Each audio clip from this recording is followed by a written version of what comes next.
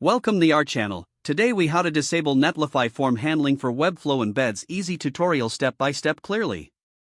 To disable Netlify form handling for Webflow embeds, start by launching your Webflow project.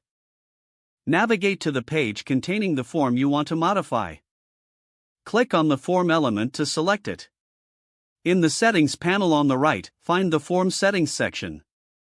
Locate the action URL of the form. This URL typically points to Netlify server for form handling. To disable this, replace the action URL with a blank value. Alternatively, use a custom endpoint if you have one.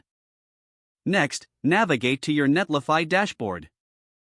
Find the site where your form data is being processed.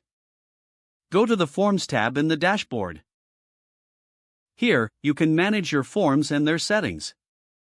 Make sure to disable or remove any unwanted form settings.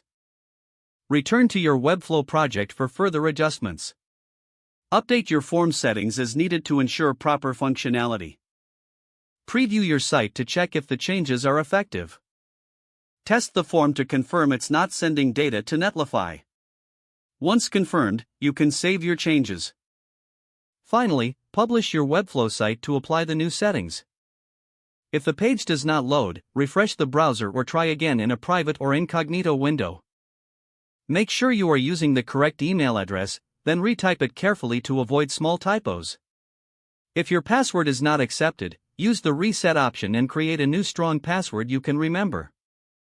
Check your spam folder for verification or security emails, then complete any requested confirmation steps. Enable two-factor authentication if available to improve account security and reduce unauthorized access risk. After signing in, review your profile details so your contact information and settings are accurate and current. If you see an error message, note it down and try again after restarting your device and internet connection.